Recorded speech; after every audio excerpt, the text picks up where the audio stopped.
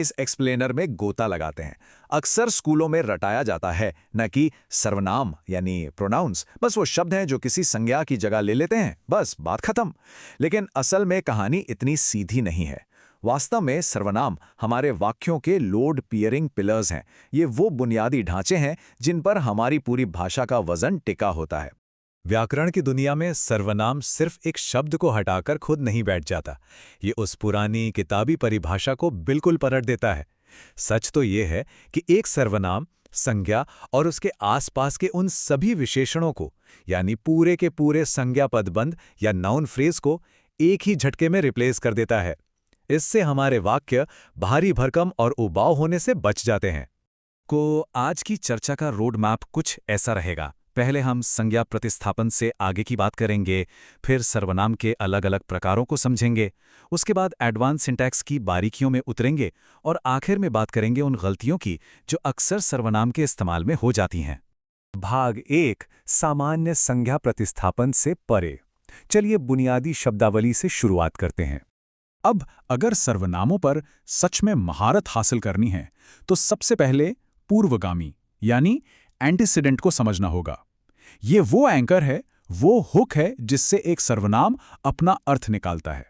आसान शब्दों में कहें तो पूर्वगामी ही वो शब्द है जो किसी भी सर्वनाम को बताता है कि उसका असल मतलब क्या है। अगर ये एंटीसीडेंट ना हो तो सर्वनाम बस हवा में तैरता हुआ एक बेमतलब सा शब्द रह जाएगा। भाग 2 सर्वनाम प्रकारों की सूची। इसे एक टूल किट की तरह समझकर देखते हैं। हमारे पर्सनल प्रोनाउन किसी गिरगिट की तरह होते हैं। ये व्यक्ति, संख्या, लिंग और अपने काम के हिसाब से रूप बदल लेते हैं। जब कोई काम कर रहा हो यानी करता हो तो हम आई, शी या वी लगाते हैं। लेकिन जब काम किसी पर हो रहा हो यानी वो कर्म हो तो मी, हर या अस का इस्तेमाल होता है। काफी लॉजिकल स्ट्रक्चर है ना?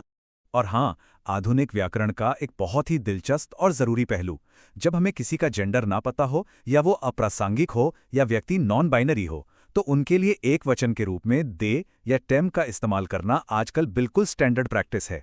यहाँ तक कि एपीए और शिकागो जैसे बड़े बड़े फॉर्मल स्टाइल गाइड्स भी इसे मानते हैं। बस ध्यान ये रखना है कि इसके साथ क्रिया हमेशा बहुवचन वाली ही लगेगी। अब आते हैं पोजेसिव प्रोनाउन और पोजेसिव डिटर्मिनर पर। इनके बीच का फर्क बहुत ही बारीक है पर बहुत जरूरी है। जो असली अधिकारवाचक सर्वनाम होते हैं वो बिल्कुल इंडिपेंडेंट होते हैं, वो अकेले खड़े हो सकते हैं, जैसे वह नोटबुक तुम्हारी है। लेकिन जो डिटर्मिनर होते हैं वो बेचारे अकेले नहीं आ सकते, उन्हें हमेशा किसी संज्ञा के ठीक आगे बैठना पड़ता है, जैसे वह तुम्हारी नोटबुक है। वाक्यों में इन शब्दों का अपना एक अलग वजन होता है। जैसे निजवाचक यानी रिफ्लेक्सिव प्रोनाउन को ले लीजिए। अगर इसे वाक्य से निकाल दिया तो पूरा का पूरा वाक्य ढह जाएगा। लेकिन दूसरी तरफ है हमारे इंटेंसिव प्रोनाउन। इन्हें हटा भी दें तो ग्रामर को कोई फर्क नहीं पड़ता।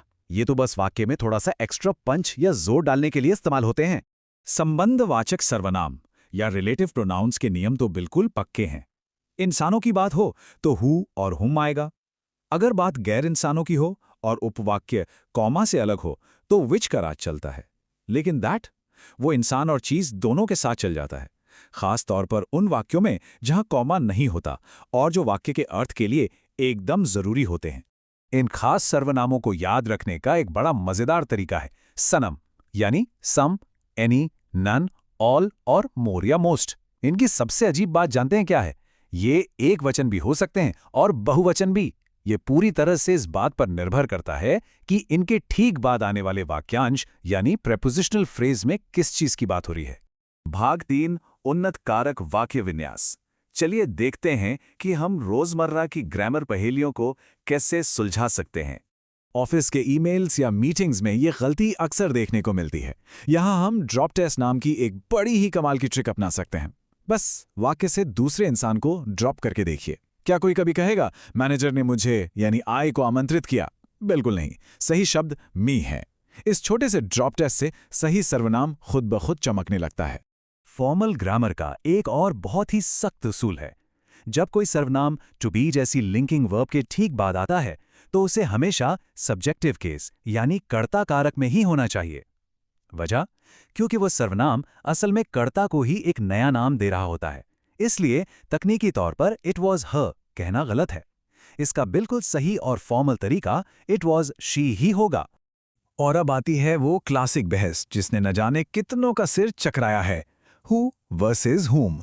पर इसे सुलझाना सच में बच्चों का खेल है। हु एक करता है जिसे हम आराम से ही या दे से रिप्लेस कर सकते हैं, वहीं हुम एक कर्म है जिसकी जगह पर हिम या देम फिट बैठता है। चलिए इस रिप्लेसमेंट वाले नियम को जरा टेस्ट करते हैं। ये स्क्रिप्ट किसने लिखी? जवाब सोचिए। ही रोट इट, तो जाहिर है यहाँ हु आएगा। प्रोजेक्ट के लिए किसे नियुक्त किया गया? जवाब है असाइंड हिम, तो बिना किसी शक के यहाँ हुम आएगा। देखा, ये ट्रिक एकदम सटीक काम करती है। भाग 4, सर्वनाम सहमति की गलतियों से बचना। यहाँ हम बात करेंगे कि कैसे गलत सर्वनाम पढ़ने वाले का दिमाग घुमा सकता है।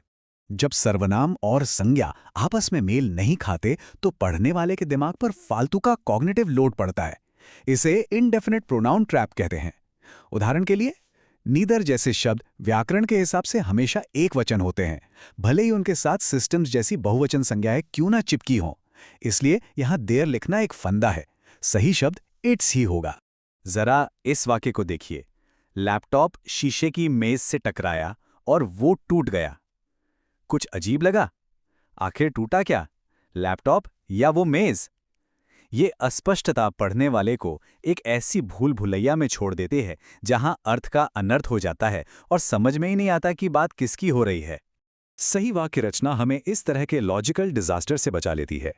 इस कंफ्यूजन को खत्म करने का सबसे आसान तरीका है सर्वनाम को हटाकर सीधे संज्ञा का ही इस्तेमाल करना। जैसे, जब लैपटॉप मेज से टकराया तो शीशे की मेज टूट गई। अब अर्थ एकदम साफ है, कोई गैसवर्क नहीं।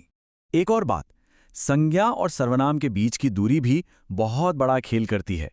अगर हमने मूल संज्ञा का नाम कई वाक्यों पहले लिया था तो सर्वनाम का मोह छोड़ देना चाहिए। उसकी जगह उस संज्ञा को दोबारा लिख देना कहीं ज्यादा बेहतर है। इससे क्लैरिटी बनी रहती है और पढ़ने वाले को पन्ने पलटकर वापस नहीं जाना पड़ता। तो इस एक्सप्लेनर को खत्म करते हुए सोचने के लिए एक दिलचस्प बात छोड़ जाते हैं। इन छोटे छोटे शब्दों यानी सर्वनामों पर पकड़ बनाना कोई मामूली बात नहीं है। ये हमारी भाषा और कम्युनिकेशन को धार देता है। तो सोचिए, अगली बार जब कोई जरूरी ईमेल या रिपोर्ट ड्राफ्ट होगी तो क्या उसमें कोई ऐसा अस्पष्ट सर्वनाम तो नहीं छिपा होगा जो पूरे मैसेज का ही खेल